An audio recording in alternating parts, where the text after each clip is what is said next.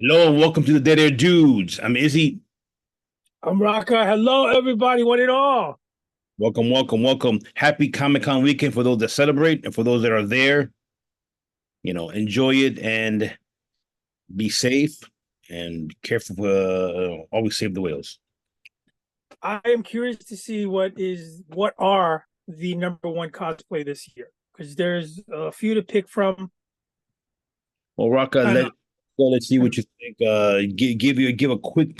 Because obviously we were New York Comic Con. We go to New York Comic Con. San Diego. Rocka went a year, and in which he enjoyed it. But I mean, he could tell you his own experience from there. Well, obviously, San Diego is the first one. That's where it originated. It's a different venue than New York City with Jacob Javits, which is pitted in the heart of the city, and it's a little challenging to get to. But San Diego, like Cali, it's a little more laid back. Some might enjoy that because it's maybe not as congested. Like to get into Jacob Javits has been better through the years, but gets a little the line could get ridiculous. Yes. And they pack it in.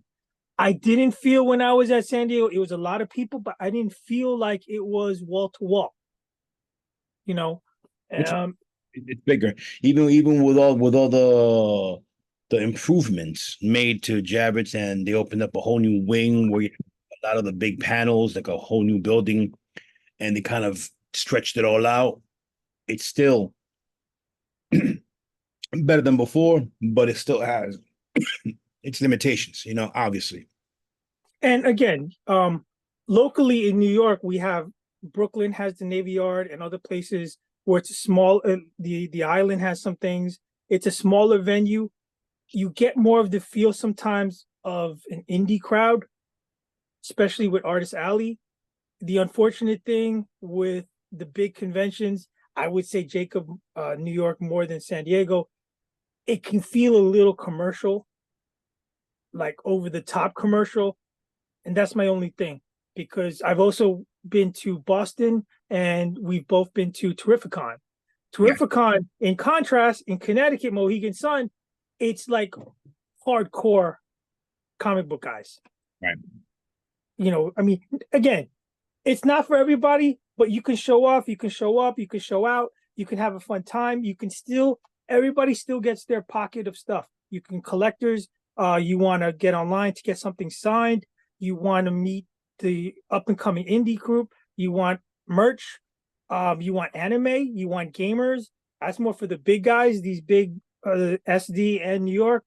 I mean, you got everything, Yeah. you know. Think it's more the you also have, like, if you're an elitist from any particular company. Marvel is located basically is based out of New York, while DC in recent years they've moved to the West Coast, namely California.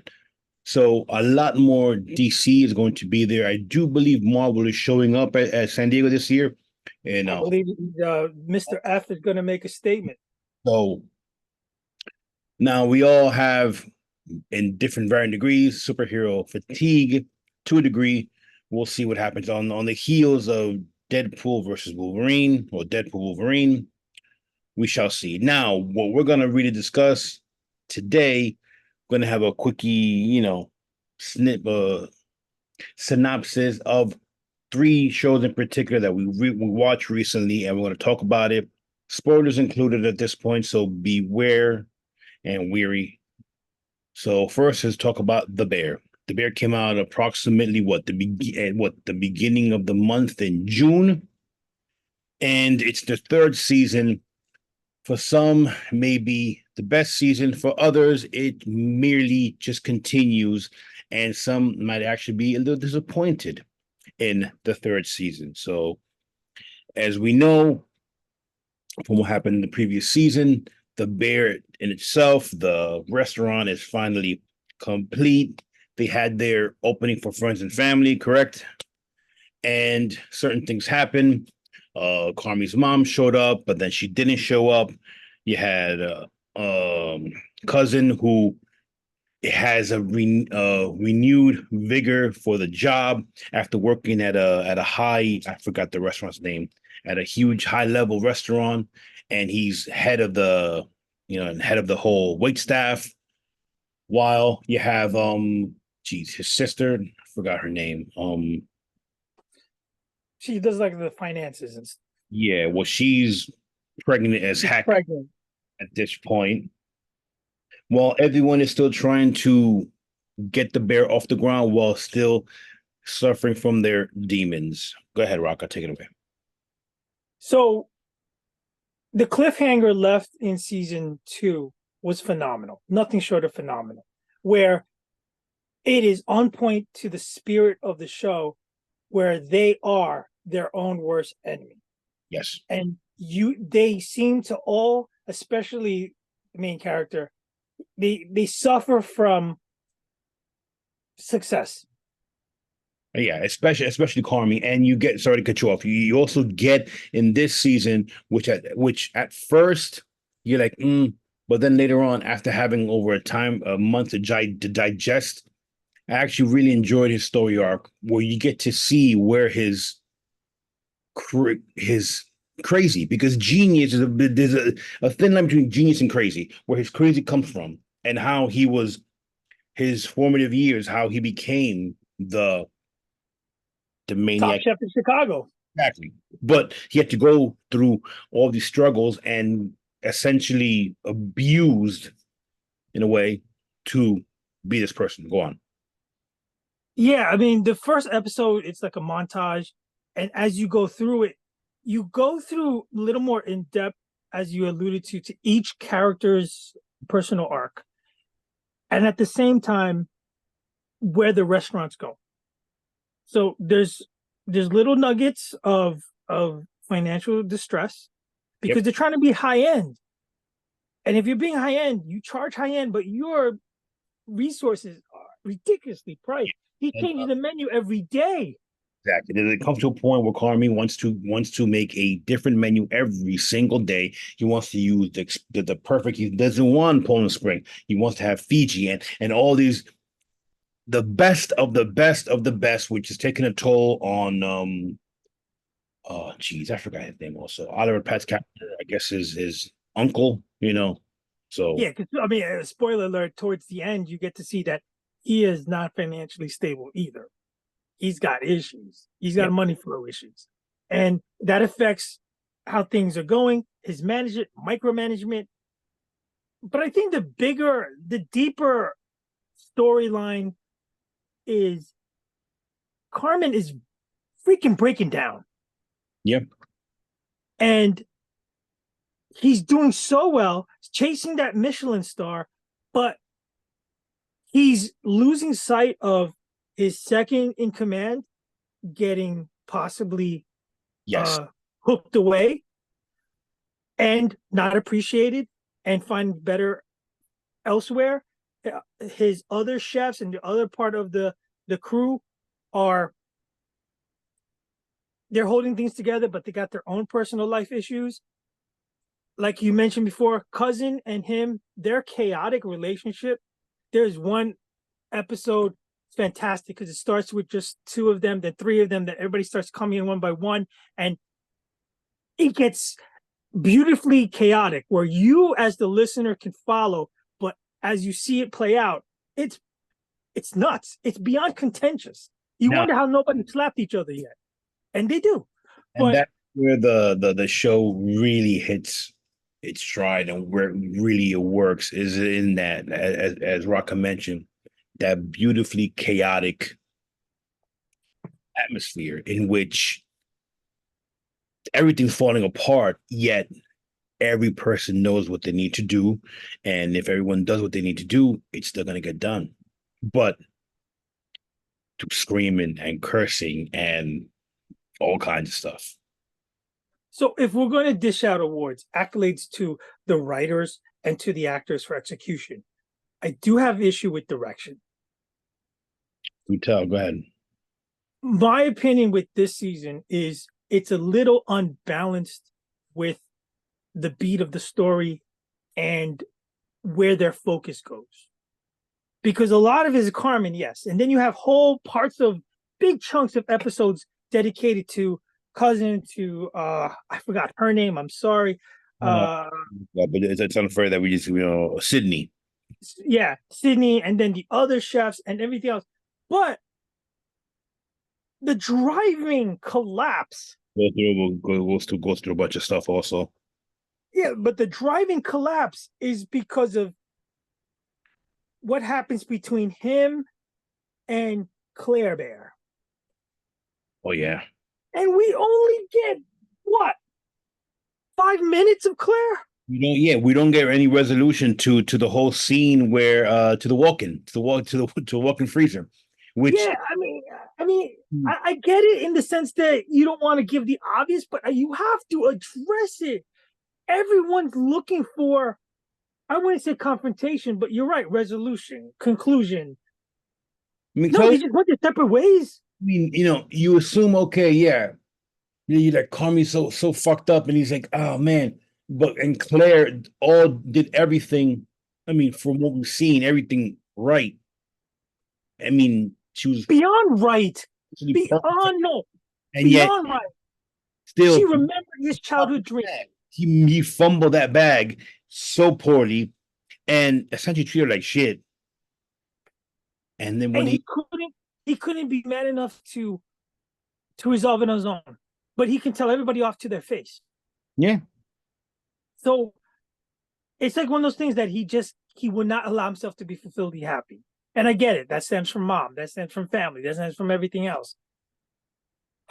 All right. So that's one issue I have. The second issue I have, and again, these are by no means taking down the show a bunch of notches.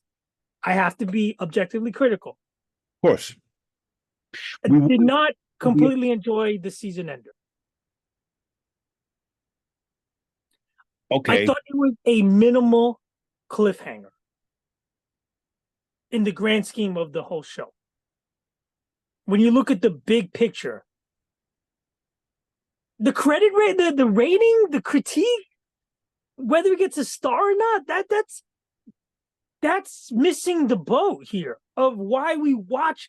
We would rather, if I'm speaking we for the audience, I think we would rather get a cliffhanger to a personal big moment as opposed to, oh my God, what did the critics say? Yeah, but I think it goes deeper than that. It goes deeper because, again, minor spoilers. They go to I guess the funeral dinner of a renowned restaurant in which one of his mentors and also one of cousin's mentors, and you see a bunch of real chefs there, and there Carmi's, it all comes to pass, his past, the abuse he got from one of his old uh guest bosses, chefs, whatever, mentor. If I could ask you there, how do you feel about that confrontation? In real life, in real life, at first I'm like, dude, you gotta punch him in the face. I'm thinking, but then actually when I saw it, I'm like, you know what? It kind of fits, but at the same, I felt a little shortchanged. Exactly. I don't think it was realistic enough. I think that it doesn't go hand in hand with the personality of the show. Yes, and his character. I mean, he would have punched him right in the face, and then dealt with the. He would have exploded, and then we'll see what happens after that. Right. He's got collateral damage after what his actions. Yeah, and instead he ate it, and you kind of understand, but you're like, damn, But also, in a way, that maniac that really rode him and traumatized him, he got to do it again. Mm-hmm. And get away with it. His parting words were, "I'm gonna piss now." Yeah, it'd be like, literally after I just pissed on you. Be like, yeah, I did this, and you're better. You're welcome. No, fuck off. You can leak now. Essentially, yeah. Yeah. Now, do you think that since you mentioned the direction and directing, do you think that two of the episodes were directed by the cast members, one by Sydney and one by Tina? Do you think do you think that kind of affected the way you saw some? No, actually, I did take note of those episodes and actually thought those were pretty good. Okay. All right. No, I had to Like ask, I had issues with the last one. I had issues with the first one because which the is first one I thought was like too much sensory overload and a lot of unnecessary montage. But like, can we get to the meat? It seemed like artistic for artistic's sake. there you go. See, I think sometimes you kind of believe your own shit and you kind of you kind of go overboard. You kind of throw a lot of stuff against the wall and see what hits, and then you kind of you're like, I don't really need all that. No, Just you don't. you know, And by putting too much, you rob it. yeah. I mean, and I don't really need it. I think that it was more of a middling season. It was good, superlative acting, and Oh, oh, outrageously good. every time we go flashback, you bring John Bernthal back, it's fucking gold. I think it's gold. Every time you have Richie, you have Cousin and Carmen go at it, gold. You bring in, even when you bring in Jamie Lee Curtis as the mom, you bring her back, gold. Beautiful stuff. All that stuff is John Cena's little thing. yes, which I was gonna mention, was gonna leave out, but yes. John Cena, as good as The Rock is, as good as Batista is, who may overtake John Cena, but John Cena has a knack. He has a magnetic charisma that comes on screen. He's funny, he's charming, and you can't wait for the next moment you see him because he's mint chocolate chip. So all in all, the season good, not great. Would you agree? Very good, but not great. I have to say very good because it didn't fall off to the point that I'm just giving it a good. No. The first two seasons were beyond very good. It was like exceptional. And now that you brought up Batista, little tidbit, I did watch My Spy review coming, and just wait for that. Uh, which, by the way, I don't know. We'll make an offshoot episode if The Rock is really falling off a cliff these days. I don't know what's going on with that guy. Well, there's a lot of things going on with that. I mean, now let me ask you something, which is something that we were talking about, and we could even, go on a tangent off on this, and we'll continue this in the conversation. Also, we can do that with the acolyte, which we'll soon talk about this real quick right after. Do you think? I mean, did you watch it in one sitting, or do you obviously you binged the season? Did you? No, it took a while. I mean, episodes were not long, but it took me not in one day. Actually, it goes so because I like to let it sit in my palate. Okay, well, I binged it in a day. Now I'm not proud of it, but season two, I binged it in a day, and I absolutely loved it. As well as No, you couldn't do business. I mean, the seven fishes alone took like an hour and a half. well, but I happened to be off that day. It was like kismet. I was off that day and had nothing else to do, and we just you know beer and pizza, and that was it. For breakfast, lunch, and dinner. So While watching The Bear. binging culture is good, bad, or otherwise, and you think it affects a show like The Bear, especially, or even The Acolyte, where they're No, I and think the way you did it, if you set aside the whole day, clear my schedule, we got food, we got drinks, I really have nothing else. I'm giving my full attention. I think that's the way to binge. okay, but is it better than watching it in, let's say, once a week? Whether hey, to binge or not to binge? Bottom line, what? I mean, hey, no, no surprises here. We're older, so we remember the days when it was Sunday. Let's watch Walking Dead. Watching one episode on Sunday at 9 o'clock, then you got to wait the next week to watch episode 2, episode 3, a midsummer break, et cetera, et cetera, et cetera. You know, I think it depends on the show. Like The Bear, like you just said, some episodes are half hour. but is it better to binge or not to binge? It's not a yes or no. It depends on the show. If you're watching Stranger Things, some of the episodes go more than an hour and a half.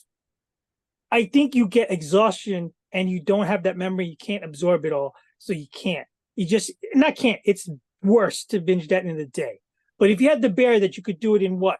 I'm thinking you did it in 3 hours and a half, 4. I think it's fine. That's basically a long movie. Yeah, I could do what I do with Stranger Things whenever the hell it comes back, which we got to get into that also. Um, I think I do it maybe 3 episodes, 4 at the max. That's the most I can do. It's like 3, and then I'm kind of sad. But also, right, if you get to a point I need a in cleanser. I need after that, you know. exactly, if you get to a point of let's say 3 episodes deep, and then something pivotal happens, right? I think you want that to soak in. As much as part of you like, oh, I got to see what happens next. I think part of it is good that you have something to look forward to. It festers, it stews in your brain, and you're like, oh, I can't wait to see what episode 4 brings. Okay, if you got a series that are like Yellowstone, where it's like an hour plus each episode, I can only take so much and retain it, and I can't appreciate the whole thing in one day. I think I'm going to miss a lot of it just because of pure attention span is just not there anymore. So, I mean, that's my 2 cents on that. But to binge or not to binge, that's a good. We could pick that up another time, and then we could throw in examples. But you had mentioned earlier about superhero fatigue. All right, let's before we get to that, let's finalize our ratings. I mean, Oh, I give it a strong 8.58 out of 10 because I've given almost 10 out of 10 to the first 2 seasons. So I agree. can Like a good 8, about 8.3, 8.4 for me. I think we're about on par. So I mean, definitely, if you haven't seen it, watch it. If you haven't seen the show, watch it. It is that good. And if you have any sort of experience in the kitchen or Oh, working, sure. Either it's traumatic for you or you it's enjoyable. will feel at home in the best and worst ways possible. Yes, chef. Now go on. You were seeing superhero fatigue. Superhero fatigue, and then we go to the anti-heroes, the show that have captured beyond the scope of comic book and Marvel DC fans, the anti superheroes, the boys, the bad superheroes that have gone rogue and with that kind of wielding superpower, All they're right, largely unchecked. we go. I just to be quick for super fatigue because we had an episode on this already. We talked about the ills, what's ailing Marvel and ailing DC in particular, and DC isn't as sick as Marvel is because DC is buying their time and they're kind of building up.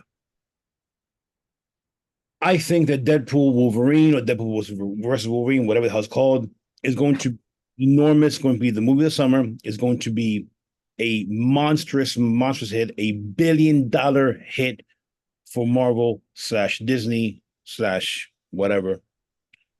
And I think that will probably bring back all the goodwill that Marvel had for its big movies, big tentpole films. Okay, Ryan Reynolds, you have Hugh Jackman, you have a million cameos, depending on rumors or spoilers or whatever the hell else you have. And I think that is a movie that supersedes the supposed superhero fatigue. Now I can see a show like Agatha being absolutely not watched at all. Like no one cares except for the fact Catherine Hahn, who's awesome, and I think Aubrey Plaza's in it, and the actual show may be decent, but nobody gives a rat's ass. Nobody cares about Shang-Chi. That where is it? I mean, some people who liked it, and of course, I still stand by it. I did not like it, but that's watch that or listen to that episode back in the back in the day. Um, I heard that Eternal, I heard there's no Eternals too, thankfully, so we're never gonna get, Feige said, no. Well, Miss Marvel. yeah, if we may, it's 50-50 on getting another Ms. Marvel, 50-50 on getting another Captain Marvel or the Marvels. I think all that's gonna be tied up in one of the films very quickly. We're not gonna get another Secret Invasion. We're not, they put we're probably not getting another She-Hulk. Next time we see her, it'll probably be in an Avengers film. One one tidbit of news I did hear, which is positive, whether even for you Endgame slash Infinity War haters, the Russo brothers are back, and Yes. they will do Avengers 4 or four Yeah, and 5.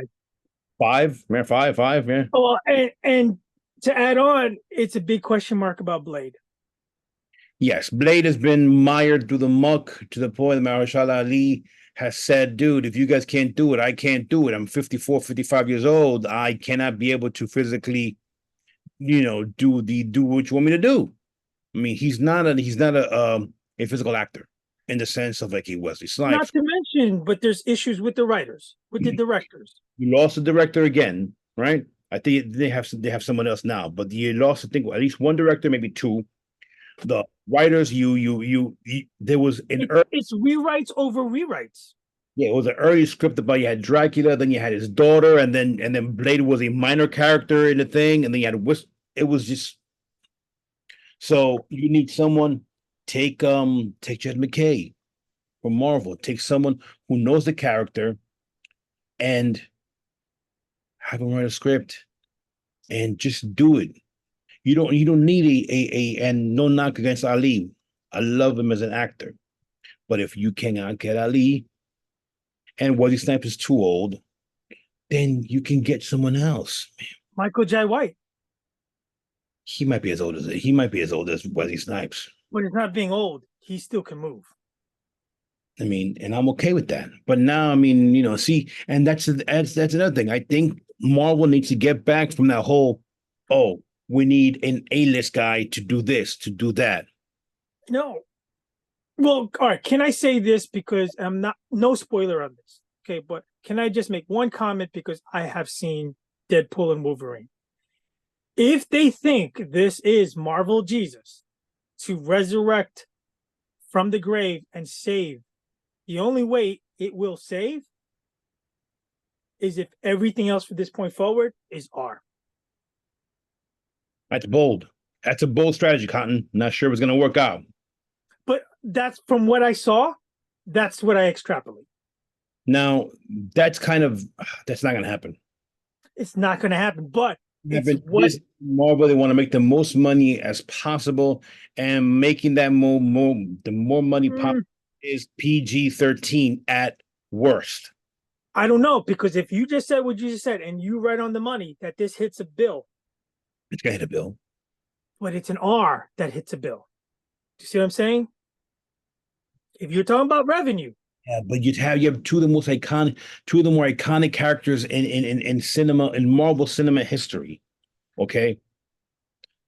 I mean, whether you like them or not, whether you think the movie's good or not, two Deadpool movies, and if you do a quick look, I think they probably made just shy of $1 billion, both films worldwide. I'm not contesting you. I actually think this will break a bill. I think this will be the blockbuster movie of the year as far as ticket sales go. But I'm just saying, if they put all their chips in to this to resurrect interest and recharge the MCU, it does it not strictly, but mostly because if it's an R-rated film. Over $1 billion. It's over $1 billion. The Deadpool franchise has made. But I'm saying, and both of them are. Yes. This is what I'm saying. This is the underlying trend that why it worked. That I was getting confused. Endgame or Infinity War, one of them actually, I think, made almost $2 billion. I think it's Endgame. I think almost made $2 billion. So okay. Well, anyway, steering past the MCU and DCU, we land on Amazon World. Bottom line, before we continue and talk about the boys, is superhero fatigue a real thing? Is it real or is it bullshit? I think there's two umbrella titles. I think it is Marvel fatigue. Okay. Because I think other superhero genres and movies out there can take a slice of the pie and generate interest and do whatever. But I think, like we have mentioned ad nauseum, Marvel has done a disservice to themselves by putting out a diluted product. Well, yeah, many diluted products. 100%. We already discussed that. We did a whole thing on yes. But again, if you look at the interest of the boys, if you look at whatever DCU is going to do, and you look at some of the animation, there's other superhero Invincible. There's other superhero movies and series out there that people tune into in particular, I want to say it's Marvel. I think Marvel. I gotta slightly disagree with you. I think it's not only Marvel. I think it's specific Marvel. I think it's Well, yeah. because we can go back to, and I don't want to get into the whole political woke crap, yes or no. Uh, What's yeah, one? no, but I think it's more than that. I think It does have some merit in the sense that I hate to say it, but the fanboy, the comic book fan can be very gatekeepy. Not as bad as Star Wars, which we will get into. Oh, Acolyte, I see you. But and they like what they like. And once you change it up, it's an issue. But if you bring something they like, they'll come back. If you build it, they will return. And I think that's kind of what is going to happen. And I hope that Feige and company, they acknowledge that and they see it's not only, oh, let's continue to create what we want to see, meaning let's do Deadpool Wolverine 2 and et cetera, et cetera, et cetera, and try to bring new and exciting projects to the table, but not every month. well, one of the biggest problem, and maybe we'll get off after this point. One of the biggest problem is that if you take Moon Knight, if you take Miss Marvel, if you take everything else, there's a discontinuity. They don't tie everything to one to the other to the other. Same thing with Star Wars sometimes, where if you're a fan, whether you started or you collected comics when you were 10, or you started yesterday because it was an action-packed movie, when you don't have the connections to it, sometimes you sit there going, what did I just watch? Then you sit in confusion and some disinterest because you're not tying it into that whole universe. And I think they thought too big of themselves that they didn't think that would be an issue. But it has become an issue. Yeah, definitely has. All right. So that being said, let's get to some superheroes that actually people actually care about, or at least care about to talk about. And it hasn't been without its um flaws, hasn't been without its issues. So the boys. The boys. The boys has been fantastic in the sense that it is the anti-heroes that they go beyond the scope. And of course, there are and should be R plus. And It should be X. it should be X. And So to their credit, it should what be the boys do, it pushes the boundary. Yes, a lot of it is riding on the coattails of the outrageous, right? But you can't take away from the fact that it's not just outrageous thrown at you. There's a continuity, there's a storyline, there's it's good versus bad without that much gray area. There's beginning to have some gray areas, but it's wildly entertaining. that's probably the best thing you can say about it, that it is wildly entertaining, that it is well done, wildly entertaining, as well as yeah, I mean, but it has a lot of flaws, okay, which we can get into. Just one time out. What is it?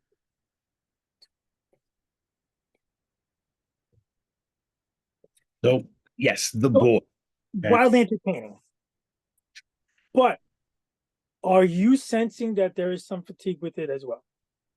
No, I think that they had a plan for 5 seasons, right? And I think it's still sticking to the plan. Next season should be the last. Kripke and all these guys, Goldberg, as well as what's his face, Pineapple Express. Seth. Seth. They knew what was going on and they had plans for 5 seasons. Amazon went up to them, were like, "Oh, do you want another one?" And they said no. And they said, "Can you tone it down?" And they were like, "No." And they were like, "Okay, fine. But we'll give you some spinoffs." And they were like, "Okay, fine." So yes, we're gonna get plenty of spinoffs, enough as well as you can see at the end of the season finale, where in those last 4 minutes, a lot of shit happened. Now, one thing I did not like as I mentioned before, and they did it on purpose, the whole political, how they attacked down to the fact that they were going to, something else happened to the president on January 6th, and that was just like down to that, which is absolutely nuts. But I get it. They're, They they make no apologies at being 1000% satirical at current events. and 1,000% on that side. Yes. So I do think that that kind of turns off a couple people because they've turned that up. I think I think mind you, I'm apolitical in that sense, you know, but I think it was a bit much. It was a bit much. I think I mean, it would kind of loosely dangle the plot point, almost, but I think it was a bit too much. Too. I mean, yeah, too nose. I mean, I agree. Like why don't you be your own show yeah. and your own entity without having to parody everything? I don't think it was needed. The whole sister Sister Stage, Sage thing was good enough that we didn't even need all that. yes. Quickly, you want a quick synopsis for the people, or you want to just I mean, this is a continuation. Real quick, this is a continuation of last season. The boys are they're hanging in limbo. You have Newman and the political uh intrigue of trying to get into the government. Homelander sniffs everybody out. He is starving of more power and control. He has an episode standalone where he revisits his past, which was freaking awesome because you saw him go almost full psycho. Um, and then there's a couple of things I have questions about. I think Mother's Milk character was neutered a lot. I think Starlight was, unbeknownst to me, lost her powers and going through this identity crisis where it seemed very weak. yeah. And then you have other storylines with Huey, his dad, with Frenchie and his past, Kamiko and her past. I mean, they go deep into each other's past. Here's my issue with this season. A lot of it seemed very rehashed.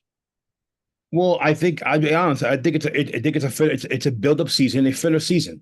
The majority, except for freaking maybe 4 or 5 things that happened, I think it was almost a complete unnecessary season. It was filler, while good and enjoyable. If it didn't happen, it would have been fine. It didn't have the same oomph.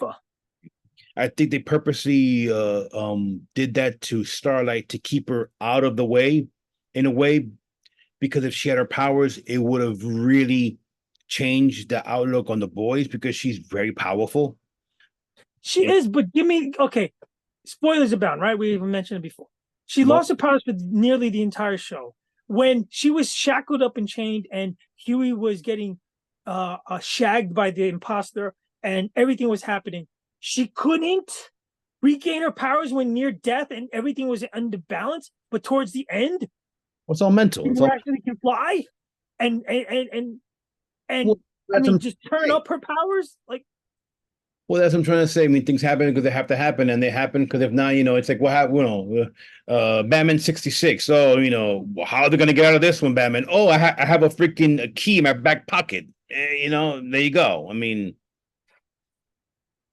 and that's it. I mean, people going to attack the gratuitous sex scenes and the near the pink eye. that was hysterical though. That wasn't as The human. bad as Herogasm. Yes, no, yeah, it was just surprising that no, it wasn't as bad as Orgasm, but yet it still somehow made. And then later on, when he gets slapped in the face with the oh god, he gets slapped in the face with the little dick, but in the S&M room with Web Weaver, and Web Weaver was hysterical. I mean, it's hard to Bro, read. I don't want to spoil too much. I mean, if you're a fan of the boys, you will enjoy this because there's a lot of over the top moments and some decent acting. And another thing that kind of was annoying me. I gotta be honest, fucking what's his name? Yeah, freaking Negan. I get it, but I mean, him seeing Negan. Spoiler: as a part of his brain, and then seeing his dead wife, and I'm like, that whole episode of he's dying, he's dying, he's dying, he's dying, you know, and it's like when you get to the end where you finally see what's happening, I think next season will be probably is shaping up to be arguably maybe the best season in all of superhero media, probably. The way it's setting up. Hopefully, maybe I'm putting it too high. I'm expecting too much, but it's going to be epic, beyond epic. It I should. hope so, because again, spoilers about people. You have Homelander. At the end, it was Empire, essentially. You know what happens. Yes, I mean Homelander has now deputized 1,000 soups Mhm. under his leadership. He basically just bitch ass the new president, whoever's in succession, owns everything, runs everything. He is the one in charge. Sister Sage is probably the most powerful soup in the Seven. The Seven's a bunch of misfits, but he is now recklessly going out. Now they have corralled almost everybody. The only people running around is Butcher, A Train. What's her name? They killed the wrong. Oh, what's her name with the hair? Oh my god, What are you talking about? Ashley. Ashley, the real Ashley. And oh, and let's not forget. Well, Kamiko's also, you know, Well, no, she was taken. she taken. I know she was taken. And Stan Edgar, we don't know. Question mark.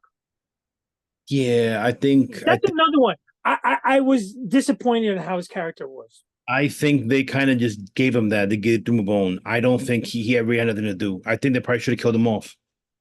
They probably should have killed him off because he's kind of Well, this point. as smug as he was, and as CEO for the longest time, for him to be dismissed and then put in like regular jail was like very disappointing.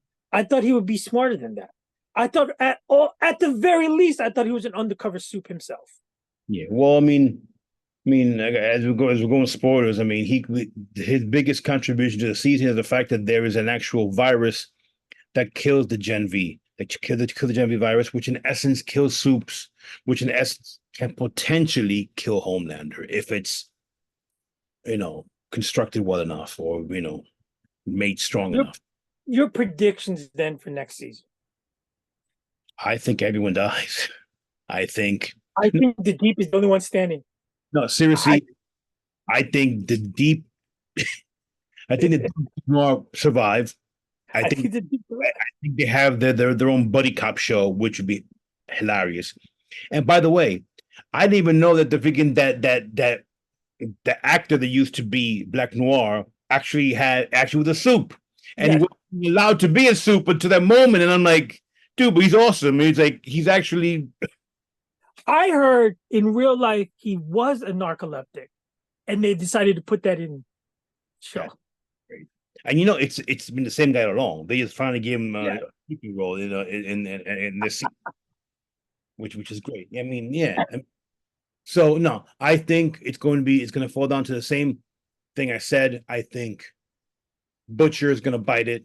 I think Ryan will kill Homelander, and I think the boys and the Butcher himself will take out Ryan because they have to. I think that's going to end up happening. I think Homelander is going to use the girl from Godok and You to turn Soldier Boy into the loving dad. I think Soldier Boy's gonna have a pivotal part, and I kind of, again, spoilers. Soldier Boy's alive, and I kind of figured, I'm like, dude, how could he die? It's like saying you have a power of something. If you have the power of a nuclear reactor, no, wouldn't you be impervious to that same power? Because then you'll be dead every time you use it. So I mean, and let's not logically, forget, I would, you know, there's a lot of theories hanging out there. Homelander's aging rather quickly. But is he aging rather quickly, or he's just aging normal? maybe, but that is kind of cringy the way he's saving his hair. Because, I mean, the Anthony Starr, he's got to be our age. Maybe, yeah. Got to be in his mid-40s. He has to be But probably. we're talking about the character. The character. If you think you're Superman in personified by definition, you should outlive a good number of people. Yes, you should probably. Yeah, you probably would live. I guess in the. I would probably say at least 100 in the hundreds. Maybe that is one of his weaknesses, that he does not live forever. He's just too strong, that he just takes up too much life force.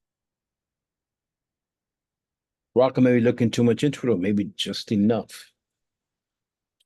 I guess. I mean, it's chock full of moments. As I mentioned, the gore. It's good. I just thought it wasn't as good as other seasons.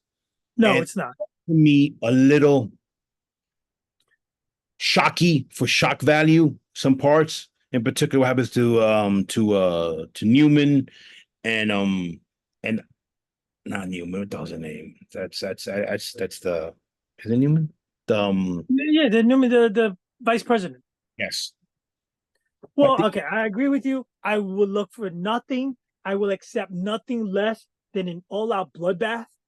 Now that everybody's personal issues have been dealt with in this episode, I don't want any of that in the last one. I want a pure soup bloodbath. give me 8 episodes of just of course, they're gonna probably start. I think Kripke said they're going to start production in November through next year, probably. I mean, for 2026 release. I know that's the only thing with the boys, is that it's really quite long between seasons. Well, I mean, we got Gen V season 2 coming up next year, so that I think that's done or just about done. So if anybody cares. But yeah, so quick what do you give it? 7.8. I collected more than I did. I give it a 7. I give it a 7. 7 out of 10. Wow. Okay. So let's split the difference. 7.4. I'm good with it. 7.4 out of 10. Check it out if you're a fan. There's enough moments for you guys to really enjoy it. There's a lot of flaws in it and a lot of buildup, especially when you see the last episode. You see what I mean? There's a lot of buildup and unnecessary things had happened, but the buildup is for something hopefully big, big, big. Now, are we saving the big dog pile to throw into the dumpster fire for last? We are. Maybe we should give it its own episode. What do you think? It's possible. I would really love. We'll check back in with PBJ and see that he's finished, because my little conversation with PBJ, he has a lot to comment about the Acolyte. I'm not sure he finished it, but he has a lot of insight, tying in Rebels and other stuff and canon stuff I didn't even know. You talk about Darth Plagueis? About Plagueis and about the canon of the Jedi Force and a lot of other things, which did open my mind up. But also, if he's talking about this stuff, why wasn't a lot of this addressed? If you don't know what we're talking about, guys and gals, we're talking about the Acolyte, and we will have its own personal episode. So stay tuned for that. With gasoline in hand. That being said, check out the boys, check out the bear, check out Deadpool Wolverine. Let us know what you guys think. As usual, I'm Izzy. I'm Raka.